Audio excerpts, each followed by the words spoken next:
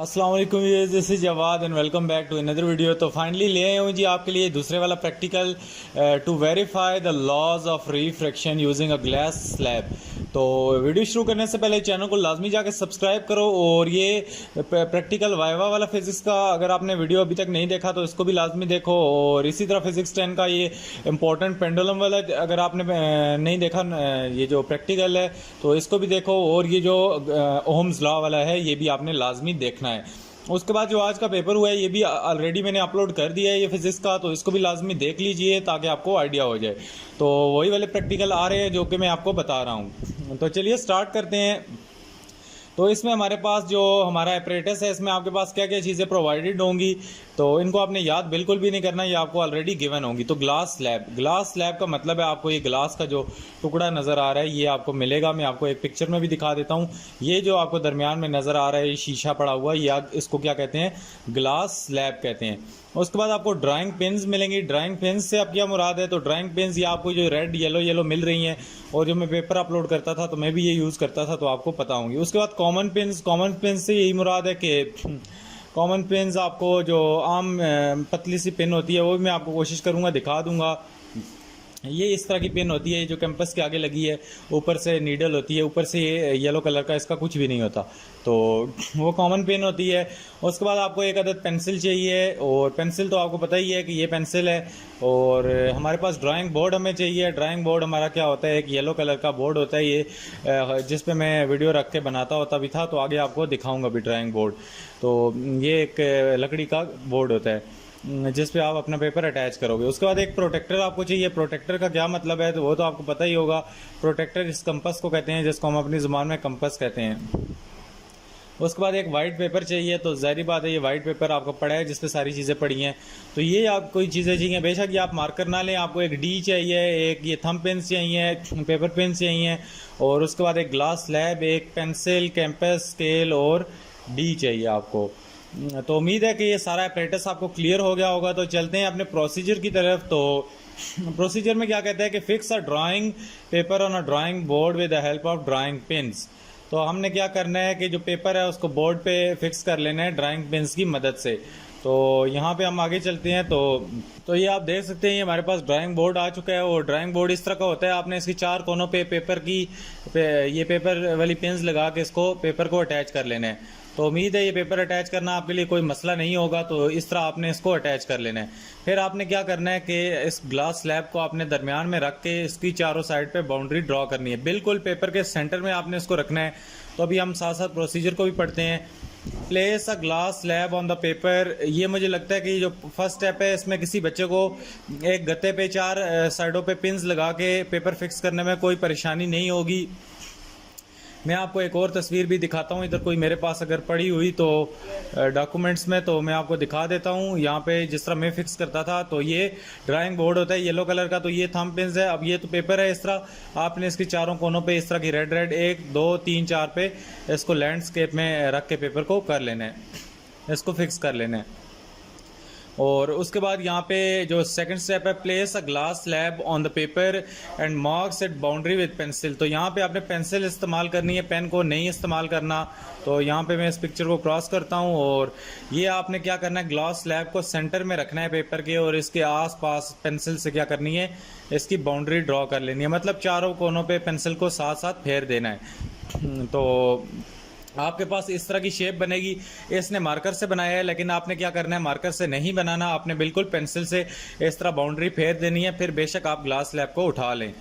तो अगले स्टेप में वो हमें कहता है fix 2 pins A and B about 5 to 7 centimetre apart from each other on the one side of the slab. The pins should be fixed in such a way that they are acute angle with the glass slab.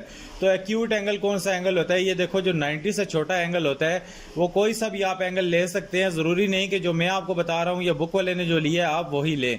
तो आपने acute angle मतलब कि 90 है दरमियान में, तो 90 से पीछे पीछे जो भी एंगल होता है वो क्या होता है, एक्यूट एंगल होता है। तो आपने जो मर्जी है आप उसको ले सकते हैं, डी रख के भी आप इसको मार्क कर सकते हैं। तो यहाँ पे हम क्या करेंगे, ग्लास स्लैब ये ड्रॉ करके इसको उठा लेंगे और फिर क्या करेंगे, दरमियान में हम एक लाइन ड्रॉ कर लेंगे सेंटर की। तो ये वाला स्टेप उसने दरमियान में से मिस किया है या आगे वो हमें बताएगा, तो पहले हम इसको देख लेते हैं। आपने क्या काम करना है कि एक इसका सेंटर ले लेना है, उस पर एक पॉइंट रख के दरमियान में लाइन को ड्रॉ कर लेना है। इस तरह आपने फुल लाइन ड्रॉ नहीं करनी, आधी लाइन इस ग्लास स्लैब से ऊपर जाएगी और आधी दरमियान तक आएगी, बिल्कुल नीचे टच आपने नहीं करनी। तो उम्मीद है ये आपको जो सेंटर में लाइन लगाने वाला, इसको हम नॉर्मल कहते हैं, तो ये नॉर्मल आपने ड्रा कर लेना है, ये बहुत ज़रूरी है। ये अगर आप इसको ABCD लेवल नहीं करना चाहते तो ना करें, क्योंकि आपकी बुक में ये लेवल नहीं हुआ।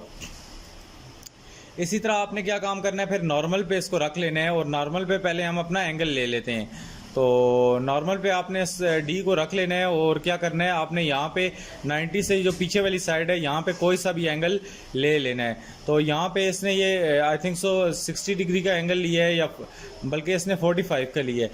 तो 45 का एंगल ये देखो 80 है, 70 है, 60 है, 50 है और 40, तो इसके दरमियान में यहाँ पे 45 का बनता है, तो इसने यहाँ पे 45 पे डॉट लगा दी है। तो आपका जो दिल करे आप वो एंगल ले सकते हैं। तो यहाँ पे ये देखो ये डॉट लगा हुआ है, ये आपको अगर मैं थोड़ा जूम करके दिखाऊं तो ये डॉट उसने लगा लिया 45 डिग्री पे। और फिर आपने क्या काम करना है जी, पेंसिल लेनी है और पेंसिल से क्या करना है, ये जो आपने सेंटर में डॉट लगाया था इससे लेकर उस डॉट पे आपने स्केल को रखना है और यहाँ से नीचे से लेकर लाइन ऊपर तक लगा देनी है उस डॉट तक।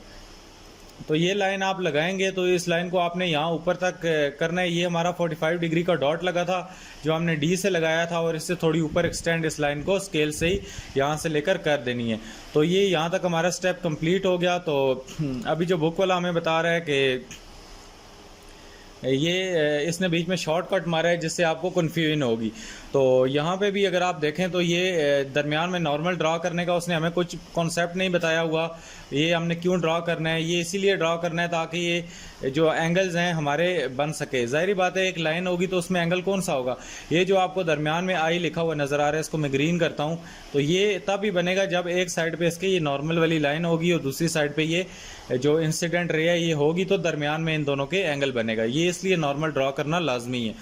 तो आगे चलते हैं। तो आपने ये अपनी इंसिडेंट रे जो थी ये ड्रॉ कर ली। हमारी इंसिडेंट रे इस तरह ड्रॉ होगी, आप इसको D पे जिस तरह मैंने आपको बताया था कि ये D रखें और कोई सा भी एंगल यहाँ पे अपनी मर्ज़ी का ले लें, और फिर क्या करें, इस पॉइंट पे और इस पॉइंट पे स्केल को अलाइन करके यहाँ पे एक लाइन ड्रॉ कर लें ऊपर तक। उसके बाद ये हमारी इंसिडेंट रे ड्रॉ हो गई है। तो आपने क्या करना है, आपने पिन्स लगानी है। अब बुक वाला स्टेप आया, आप इसको दोबारा गौर से पढ़ते हैं। तो बुक वाला हमें क्या कहता है कि fix two pins A and B about 5 to 7 centimeter apart from each other on the side of glass slab। तो अभी हम क्या करते हैं कि ये जो हमारी पिन्स है, ये हमने पहली जो पिन है ये कहाँ प्लेस कर ली, किसी भी पॉइंट पे, A पॉइंट पे। तो दूसरी पिन यहाँ से हम ठीक 5 सेंटीमीटर दूर, ये देखें ये हमने 0 पे रखा और ये हमारा स्केल कहाँ पे आया, 0 से लेकर 5 तक आ गया। तो ये दूसरी पिन कहाँ पे लग गई, 5 सेंटीमीटर पे। तो ये एक दूसरे से कितने 5 सेंटीमीटर के फासले पे हैं। ये हम इसलिए करते हैं ताकि हमारी रीडिंग एक्यूरेट आए, रीडिंग करेक्ट आए। तो आप इसको अंदाज़न भी लगा सकते हैं। यहाँ से तो आपने थोड़ी सी ऊपर रखनी है, और इन दोनों के दरमियान में जो फासला होगा वो कितना होगा, 5 सेंटीमीटर या 7 सेंटीमीटर लाजमी रखिएगा। तो आगे चलते हैं। तो ये हमारे पास इस तरह का वियन होगा जब हम ये लगाएंगे। ये हमारे पास पहली पिन है, ये दूसरी है, और ये दरमियान में इनके कितने फासला है, 5 सेंटीमीटर का फासला है। हमने अपने ग्लास स्लैब को दोबारा रख लेना है, और अभी हमें ग्लास स्लैब की दोबारा ज़रूरत पड़नी है। तो अभी देखते हैं कि हमें बुक वाला क्या आगे कहता है। और यहाँ पे वो आगे उसने एक और इंस्ट्रक्शन दी है कि the pins should be fixed in such a way that they form an acute angle with the glass slab. तो पिन्स को आपने इस तरह प्लेस करना है कि ये क्या करें, आपस में जो एक्यूट एंगल इनका है वो इनका लाजमी बनना चाहिए। एक्यूट एंगल बनेगा तो आपकी रीडिंग करेक्ट आएगी। तो एक्यूट एंगल वही एंगल होता है, मैंने जैसे कि आपको बताया है, कि जो 90 डिग्री से कम होता है, और जो ऑब्ट्यूस एंगल होता है वो 90 डिग्री से बड़ा होता है। तो यहाँ पे जो क्यूट वाला है इसको आपने याद रख लेनी है। जो क्यूट एंगल होता है वो हमेशा छोटा होता है, जिस तरह छोटे बच्चे क्यूट होते हैं। तो यहाँ पे आपने आगे फोर्थ पॉइंट क्या वो हमें कहता है कि फोर्थ पॉइंट में वो हमें कहता है जी कि आप लोगों ने जो काम करना है वो है the image of the pins A and B can be seen on the other side of glass slab. कहता है कि इमेज जो है ए और बी की ये कहाँ है, दूसरी साइड पे ग्लास स्लैब के दिखनी चाहिए।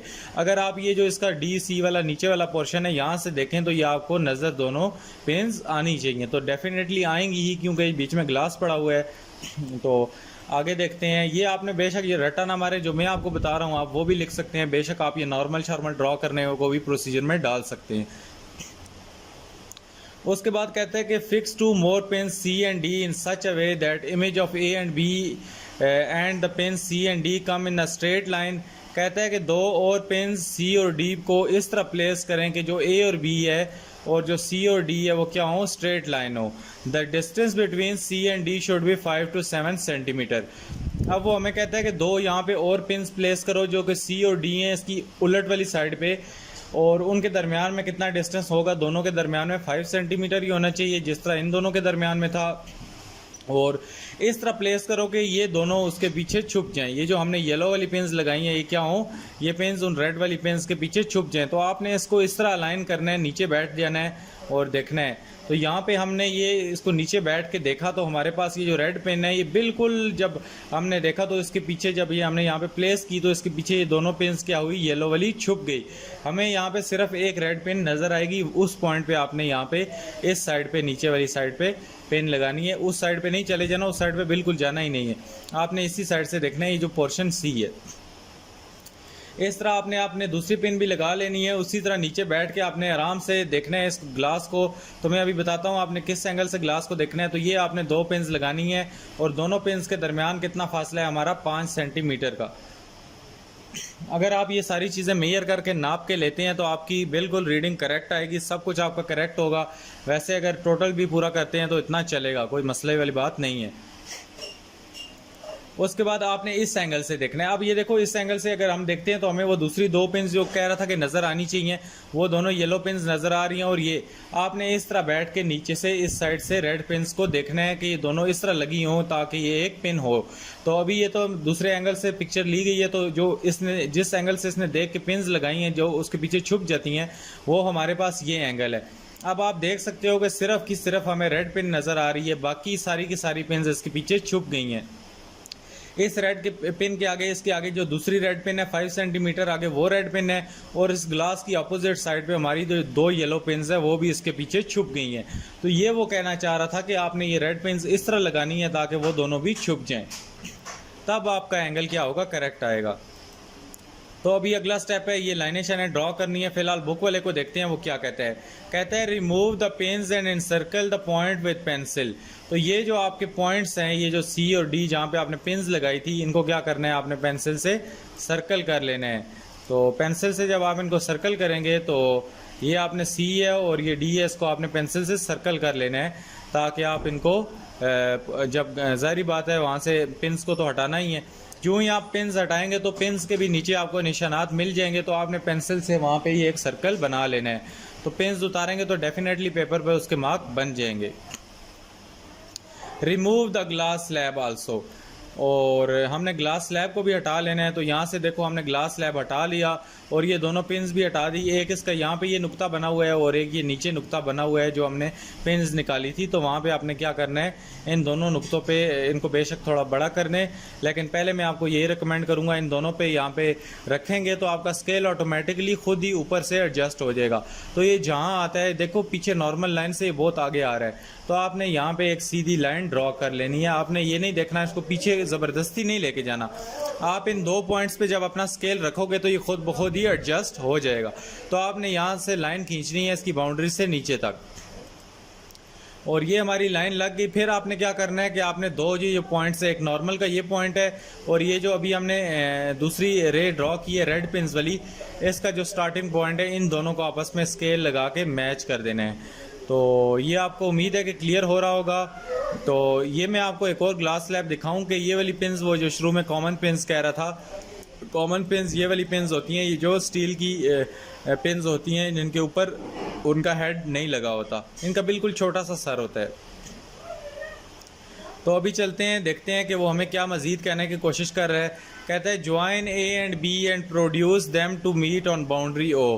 कहता है कि आपने ए बी को आपस में क्या करना है जी, ज्वाइन करना है। तो ए बी उसने यहाँ पे लेबल की हुई है, इस डायग्राम में तो नहीं लेबल हुई। तो आपने क्या करना है, ए को ये क्या करना है, बी से ज्वाइन करना है। मैं यहाँ पे मिटाता हूँ, ये आपने बेशक ये लेबलिंग ये वाली करो वो वाली करो, दोनों सही है। तो ये जो इसने डॉट्स लगाए थे इनको ए बी, उसके बाद दूसरे जो रेड पेन्स थी सी डी उनको नाम दिया, और यहाँ पे इसको ओ का नाम दे दिया, और यहाँ पे इस पॉइंट को पी का नाम दे दिया। तो वो कहता है कि आपने ए बी को ज्वाइन करना है, जो कि हम पहले ही कर चुके हैं। उसके बाद वो क्या कहता है कि produce them to meet on boundary O. तो हम ये इस बाउंड्री ओ तक इसको ले आए हैं, हमने इसको ज्वाइन कर लिया है ऑलरेडी। और उसके बाद कहते हैं also join C and D and produce them to meet the boundary D. तो हम क्या करेंगे, सी और डी को भी आपस में ज्वाइन करेंगे। ये हमारे पास नीचे सी और डी है, और इसको भी पी तक हम ज्वाइन ऑलरेडी कर चुके हैं। और उसके बाद आगे कहता है ज्वाइन ओ एंड पी। तो ये जो ओ एंड पी है ये दरमियान में, इसको भी हम यहाँ पे ज्वाइन कर चुके हैं। उसके बाद आगे क्या कहता है कि ड्रा परपेंडिकुलर। तो अभी हमने एक परपेंडिकुलर ड्रॉ करना है जो कि पॉइंट ओ पे है, और इसको हम क्या करेंगे, ये क्या बन जाएगा एन ओ एन, और ये क्या होगा नॉर्मल। तो नॉर्मल भी हम ऑलरेडी ड्रॉ कर चुके हैं, जो कि हमने पहले ही कर दिया था, तो बुक वाले को अभी याद आ रही है। तो ये हमने नॉर्मल भी ड्रॉ कर दिया है। ये हमारे पास एन है, दरमियान में पॉइंट ओ है, और दोबारा इसका एंड पॉइंट भी एन प्राइम है। तो ये क्या बनेगा, एन ओ एन प्राइम। तो एन के ऊपर ये छोटी सी डैश होती है, इसको क्या कहते हैं, एन प्राइम। तो उसके बाद A B O is the incident ray. तो ये हमारे पास जो पहली रे होती है, जो ऊपर से पड़ रही है, इंसिडेंट रे है। और उसके बाद जो दूसरी रे हमारे पास आती है जी, A O N is the angle of incidence. तो जो हमारे पास ये एंगल बन रहा है ए ओ एन, ये इस तरह हमारे पास, मैं इसको रेज करता हूँ ताकि आपको क्लियर नजर आए। तो ये हमारे पास ये जो एंगल बन रहा है ये ए ओ एन। तो ये हमारे पास कौन सा एंगल है, एंगल ऑफ इंसिडेंस। तो उसके बाद P O N is angle of refraction. तो ये वाला हमारे पास क्या बना जी, एंगल ऑफ इंसिडेंस। मैं इसको रेड लेके कोशिश करता हूँ आपको समझाऊँ। तो ये हमारे पास यहाँ से लेकर ये ऊपर चला गया, ये दरमियान में इनका क्या बना, एंगल ऑफ इंसिडेंस। इसी तरह हमारे पास यहाँ पे भी एक नॉर्मल ड्रॉ करनी थी, तो तभी एंगल बनेगा, तो वो भी इसने नहीं की हुई। तो ये हमारे पास ये एंगल क्या बना, एंगल ऑफ रिफ्रैक्शन। तो ये आप देख सकते हो, यहाँ पे हमने अपनी वो ड्रॉ की हुई है। तो ये मैं अभी आपको आगे एंगल भी निकालना बताऊंगा। तो बाय द वे आगे इसको देख लेते हैं। तो उसके बाद measure angle of incidence I and angle of refraction. फिर कहता है कि आपने अब एंगल फाइंड करने हैं, ये आपका इंपॉर्टेंट स्टेप है। एंगल ऑफ इंसिडेंस और एंगल ऑफ रिफ्रैक्शन आपने आई और आर फाइंड करना है, और इसी को फार्मूले में लगा के हमने रेशो साइन आई और साइन आर फाइंड करनी है। साइन आई और साइन आर की जो रेशो है वो क्या होती है, रिफ्रैक्टिव इंडेक्स ऑफ ग्लास। तो यही चीज़ हमने फाइंड करनी है। फिर कहता है टेक 2 और more reading by changing the position of pins. तो आपने जो ऊपर वाली पिन्स है उनकी पोजीशन चेंज करेंगे। मैं आपको एक मिनट तस्वीर पे ले जाता हूँ और डिमॉन्स्ट्रेट करता हूँ। ये जो हमारी ये वाली ऊपर वाली 2 पेन्स है, इनकी आप पोजीशन थोड़ी बहुत आगे पीछे करेंगे, इनका एंगल जो हमने शुरू में लिया वो चेंज करेंगे, और दूसरी रीडिंग लेंगे, फिर आपने तीसरी रीडिंग लेनी है। तो वो आपको पहली पे एग्जामिनर बस करा देगा। तो ज़ाहिर बात है ये सारा स्टेप आपने 3 बार रिपीट करना है, अगर करना चाहते हो तो कर लेना। बाकी ये पढ़ लो, एंगल ऑफ रिफ्रैक्शन क्या होता है कि when a light rays enter from one medium to another medium. तो ये जो एंगल हमारे पास बनता है, ये एंगल ऑफ कौन सा बनता है, रिफ्रैक्शन। तो क्योंकि हम जो भी चीज़ लाइट इसमें ऐड करते हैं तो ये यहाँ पे क्या होती है, नीचे बेंड हो जाती है। आप देख रहे हो ग्लास में भी ये बेंड हो गई है। तो यही हमारी डायग्राम में भी क्या हुआ, लाइट रेज जब एंटर हुई तो ये क्या हुई, यहाँ पे बेंड हो गई। तो मैं इसको रेज कर देता हूँ, ये भयानक सी तस्वीर बन गई है। तो फिर आगे हमने ऑब्जर्वेशन एंड कैलकुलेशन ली। तो इसमें हमारे पास ये जो 32 डिग्री पहला एंगल है, ये अब कहाँ से आ गया, ये एंगल ऑफ इंसिडेंस है। तो ये जो हमने ऊपर डी रख के यहाँ पे एक एंगल लिया था ये शुरू में, ये एंगल ऑफ इंसिडेंस इस बुक वाले ने क्या लिया, 32 डिग्री। अगर आप अपना लेना चाहते हैं आप यहाँ पे 45 लिख सकते हैं। उसके बाद एंगल ऑफ रिफ्रैक्शन किस तरह निकालना है, इसी तरह आपने दूसरे में भी एंगल ऑफ इंसिडेंस निकाल लेने हैं, और इसी तरह आपने तीसरे में भी एंगल ऑफ इंसिडेंस ऊपर डी रख के जो मर्जी एंगल यहाँ पे ले लो। मैं आपको दिखा भी देता हूँ। डी रख के आप जो मर्जी एंगल ले लो, वो एंगल ऑफ आपका इंसिडेंस है। एंगल ऑफ रिफ्रैक्शन निकालने के लिए आपने क्या काम करना है जी, ये जो आपने लाइन लगाई है, ये लाइन, तो इसके साथ आपको क्या काम करना है कि मैं एक मिनट आपको ये प्रॉपर दिखाता हूँ। तो ये आप एंगल ऑफ जो रिफ्रैक्शन है, आप इस तरह डी को इस तरह उलट करके रखोगे और इसको लोगे। तो यहाँ पे आपने क्या काम करना है कि इसके साथ एक नॉर्मल ड्रा करना है, जो कि मैंने आपको पहले ही बताया है कि ये जो इस पॉइंट से नॉर्मल ड्रा होगा ताकि ये दो आपस में एंगल बने। तो ये मैं आपको इस तस्वीर पे भी डिमॉन्स्ट्रेट करता हूँ कि ये आपने किधर करना है। आपने इसके साथ एक ये जो सी पॉइंट के साथ नीचे एंगल है, ये लाजमी बनाना है। तो मैं आपको इधर बुक पे भी लेके जाके दिखाता हूँ ताकि आपको कन्फ्यूजन ना हो। ये आपने पी के साथ एक नॉर्मल ड्रा इसलिए करना है, ये मैंने किया भी था पहले भी, ताकि ये नॉर्मल आपने ड्रा करना है ताकि ये दोनों के दरमियान में एक एंगल बन सके, वैसे एंगल नहीं बनेगा। तो ये जब हमने ड्रॉ किया तो हमारे पास क्या हुआ, आपने फिर अपनी डी का जो नुक्ता है वो यहाँ पे दरमियान सेंटर रखना है। यहाँ से ये 90 डिग्री का एंगल इधर आएगा और ये ऊपर उसकी जो बेस होगी, बेस लाइन यहाँ पे रखेंगे, तब ये जो एंगल इन दोनों के दरमियान में है वो मेजर होगा। तो ये मैं आपको डी दिखाता हूँ आपने किस तरह रखनी है। तो डी आपने इस तरह रखनी है, ये आपने उस लाइन पे बिल्कुल, ये जो इसकी ज़ीरो वाली लाइन है, इसको इस लाइन पे आपने इस लाइन पे रख लेना है। ये जो आर वाली लाइन है, ये जो एम वाली लाइन से आगे आर वाली लाइन है। और इसी तरह इस जो आपका ये डॉट इधर लगा हुआ है बी के पास, इस डॉट पे आपने क्या रखना है, डी का ये जो सेंटर है, ये सेंटर रख लोगे तो ये दरमियान में इन दोनों के जो भी एंगल बनेगा वो एंगल हमारे पास बन जाएगा। तो इन दोनों के ये यहाँ पे हमने अपनी डी रख ली और इन दोनों के दरमियान में जो एंगल है वो हमें हमारी डी बता देगी।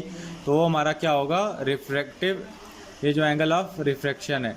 तो एंगल ऑफ रिफ्रैक्शन भी हमारा निकला, ये हमारा 23 डिग्री सेंटीग्रेड निकला। तो अगर आप साइन 32 करोगे, तो मैं कैलकुलेटर यहाँ पे खोल लेता हूँ और देखता हूँ यहाँ पे अगर हो सकता है तो मैं कर देता हूँ। यहाँ पे मैं साइंटिफिक ले लेता हूँ और इसको क्या करते हैं जी, हम साइन इधर किधर गया, तो यहाँ पे हम साइन एक मिनट ढूंढ लेते हैं। तो ये हमारे पास साइन आ गया। तो साइन हमने क्या लेना है, साइन 32 लेंगे तो हमारे पास क्या आएगा, ये एक तो कैलकुलेटर भी इधर माशाल्लाह विंडोज़ इन्होंने इतनी अपडेट कर दी है और कैलकुलेटर जो अभी है ना, ये सही नहीं है इधर। यहाँ पे दोबारा साइन लेते हैं, ये साइन आ गया। तो साइन कितना है, 32। तो फिर भी ये नहीं फाइंड कर रहा, पता नहीं इसमें क्या मसला है। एक बार दोबारा ट्राई करते हैं। वैसे आपने अपने कैलकुलेटर से लेना है, ये विंडोज़ के कैलकुलेटर पे हमेशा मुझे मसला ही रहा है। तो ये हमने लिया तो 0.52 कुछ हमारे पास आ गया साइन 32। जब हमने इस पे लिया तो इस कैलकुलेटर को चलाने का भी जी भी वो फंक्शन है, तो ये हमारे पास 0.522 आ गया। तो इसी तरह आप साइन क्या लोगे, 32 लोगे तो ये आपके पास साइन आई आ जाएगा। उसके बाद साइन आर क्या है, साइन 23 लोगे, एंगल ऑफ रिफ्रैक्शन ये वाला दूसरा टेबल है, तो ये 0.39 आ जाएगा। उसके बाद एक फार्मूला आपने लगाना है, n is equal to sine I over R. तो ये मैं आपको ये भी डिवाइड करके दिखा देता हूँ कि ये कैलकुलेटर लोगे, आप कैलकुलेटर भी साथ लेके जाना, उधर बच्चों से मांगते ना रहना। तो इसमें हमें कैलकुलेटर भी रिक्वायर्ड है। तो 0.53 को हम डिवाइड करेंगे, किससे डिवाइड हमने करना है जी, 0.53 को हमने 0.39 से डिवाइड करना है। तो हमारे पास क्या आंसर आ जाएगा, 1.3। तो ये 1.35 को राउंड ऑफ करके उसने 1.4 लिख दिया है।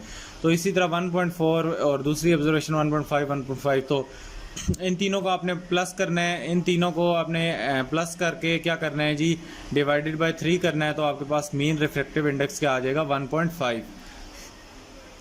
तो यहाँ पे वो कहता है we see that the incident ray, the refracted ray lie on the and the normal all lie on the same plane and point O. So first law is verified. We will see that in the 3 readings the value of sin I over all will become constant. So the second law is also verified. तो दोनों हमारे जो laws of refraction है वो verify हो गए और the ratio sin I over R is equal to refractive index of glass, that is 1.5. तो हमारे पास हमारा ये प्रैक्टिकल कंप्लीट हो गया, हमने इसको प्रूव करके दे दिया। प्रिकॉशंस में आप देख लो, कुछ प्रिकॉशन करनी है। The face of glass slab should be smooth and clean. साफ़ सुथरी ग्लास स्लैब आपने लेबॉर्ट्री से लेनी है। और उसके बाद आपने जो बाउंड्री है ये इसकी बड़ी प्यारी तरीके से पेंसिल का सिक्का शॉर्प करके बनानी है। All pins should be vertical. सारी पेन्स को आपने वर्टिकल लगाना है, ज़ाहिर बात है लगेंगी वर्टिकल। उसके बाद the distance between the pins should be 5 to 7 centimetre, ये हमने बता दिया। और direction of all rays should be marked with an arrow head. तो ये चीज़ बताना मैं भूल गया कि आपने ये एरो लगाना है कि डायरेक्शन कहाँ से हो रही है। ये एरो आपने इधर लगाना है कि ये नीचे जा रही है। उसके बाद ये एरो भी नीचे लगाना है और ये एरो भी ज़ाहिर बात है नीचे ही लगेगा। तो ये इसका डायरेक्शन लाजमी आपने देनी है। तो उम्मीद है आज की वीडियो अच्छी लगी होगी। वीडियो अच्छी लगी है तो चैनल को लाजमी सब्सक्राइब करो, नीचे कमेंट करो अगर आप चाहते हो कि मैं आपको गेट्स वाला प्रैक्टिकल भी कराऊं। मिलता हूं किसी और वीडियो में। जिन बच्चों का प्रैक्टिकल हो गया है वो नीचे कमेंट करें उनका कैसा हुआ है। अल्लाह हाफिज़, टेक केयर।